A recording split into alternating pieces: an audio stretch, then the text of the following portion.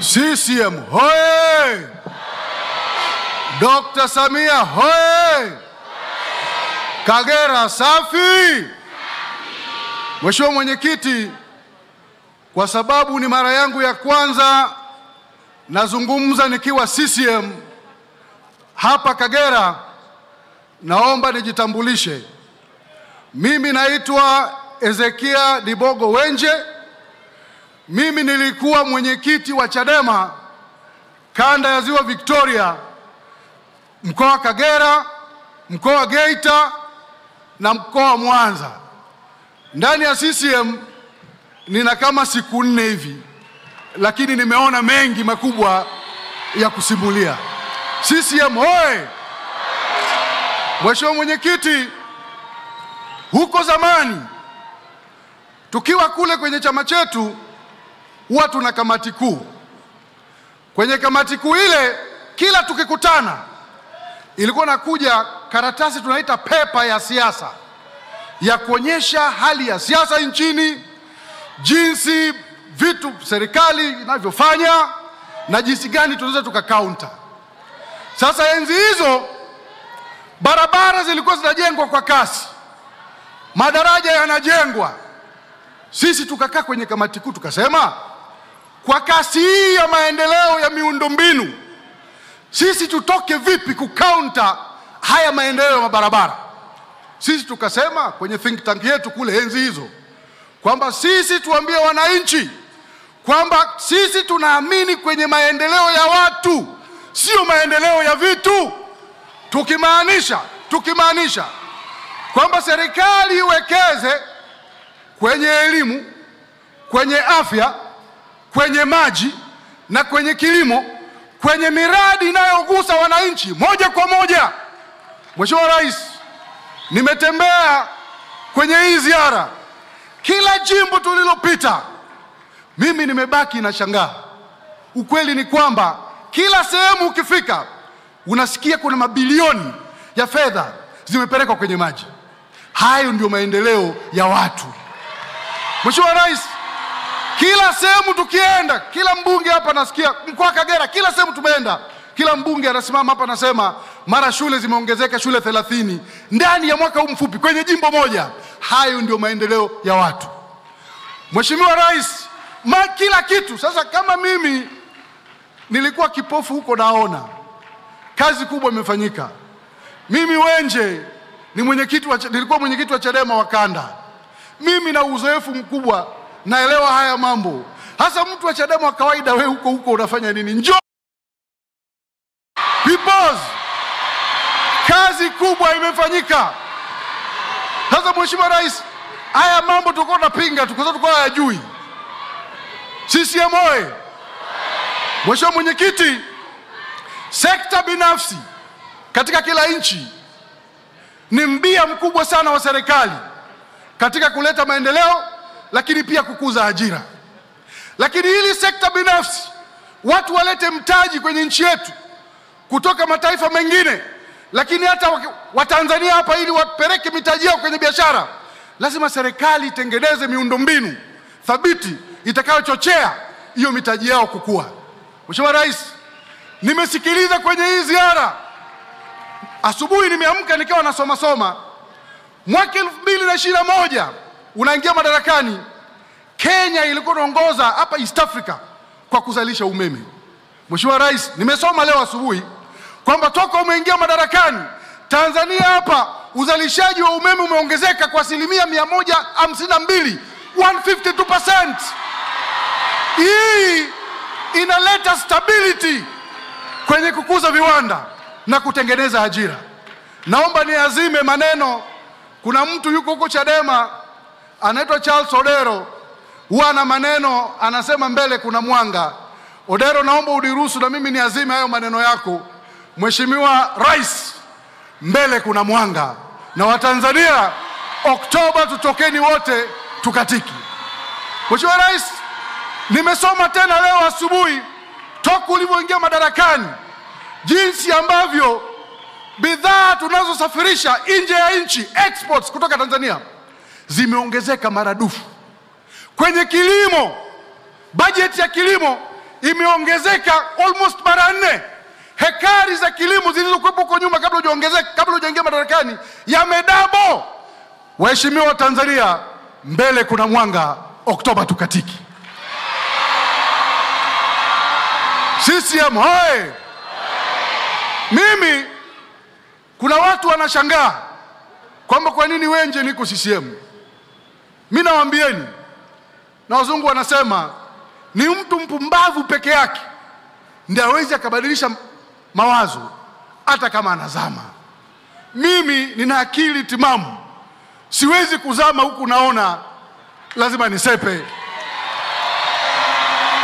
Na narudia, na nilisema huko nyuma, lengo la chama cha siasa, chama chochote duniani, ni kwenda kupambana kushika dola. Ndio maana vyama vya siasa vimeanzishwa.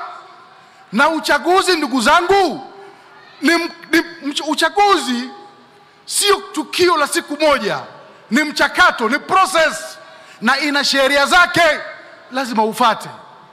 Nchi hii huwezi kupata haki kama wewe huwezi kutimiza wajibu wako, maana wajibu na haki zinaendana kwa pamoja. Sisi amoe.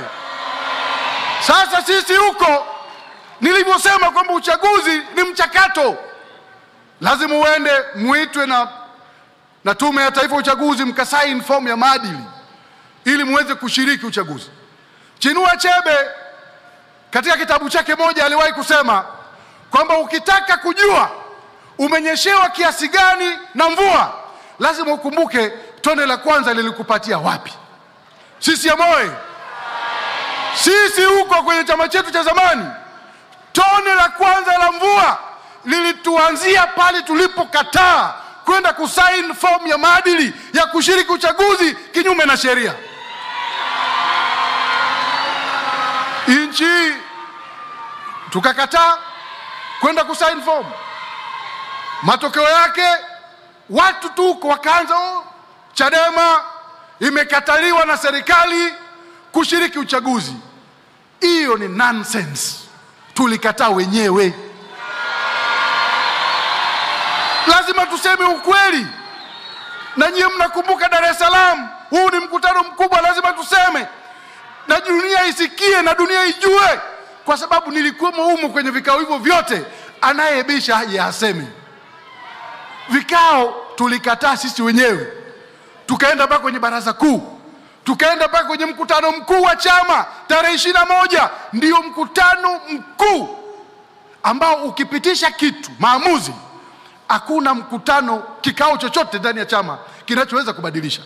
Sisi tulienda kule tukasema atushiriki uchaguzi, licha ya kwamba mwaka 2004 kuna marekebisho kadhaa yalifanyika kwenye sheria ya uchaguzi katika taifa letu, na kuna baadhi ya mambo tuliyotaka sisi na tuliandika tukapeleka kwenye task force aliyounda Mheshimiwa Rais, iliyoongozwa na Profesa Mkandala na Ahmad Rashid akawa makamu wake. Sisi tulisema hatuna imani na wakurugenzi wa halmashauri wanaosimamia uchaguzi. Tulisema tunataka watu wengine independent wasimamie uchaguzi. Sheria ikabadilishwa. Leo hakuna mkurugenzi wa halmashauri anasimamia uchaguzi, lakini bado tulikimbia. Tulitaka kwamba mtu hata ukiwa mgombea peke yako mmoja, hakuna kupita bila kupingwa, upigiwe kura ya ndio na hapana. Sheria ikabadilishwa. Leo watu wanapigiwa kura ndio na nini? Hapana. Lakini bado tulikimbia. Tulitaka upatikanaji wa wale wajumbe wa Tume ya Taifa ya Uchaguzi, sio kwamba rais peke yake asimame tu ateue.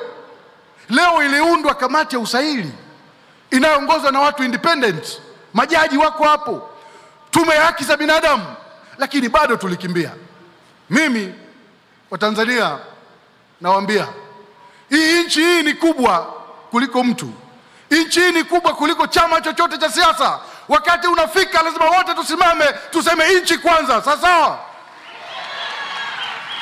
Sasa leo watu tu wanakuja huko wanakuambia eti Oktoba 29 chama chetu hicho cha zamani kimebaki kuwa NGO.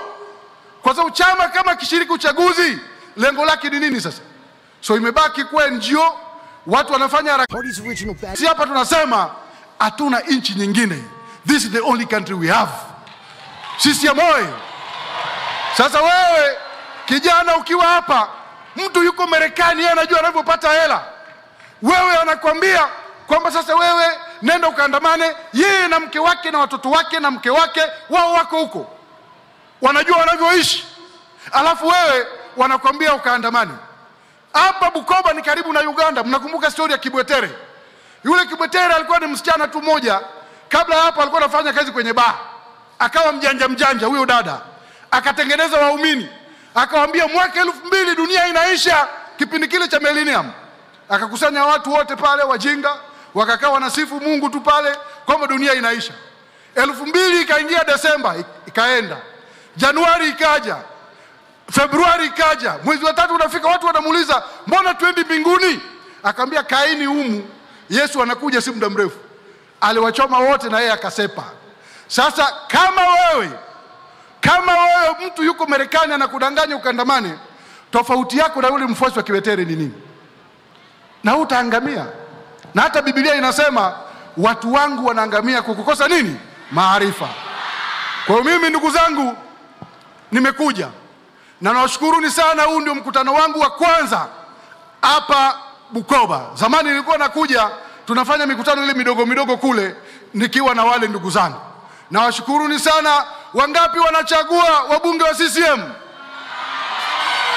Kura za Dr. Samia Suluhu Hassan naomba nizione. Ndugu zangu wananchi, mbele kuna mwanga. Mheshimiwa Mwenyekiti, nakushukuru sana. Mungu akubariki.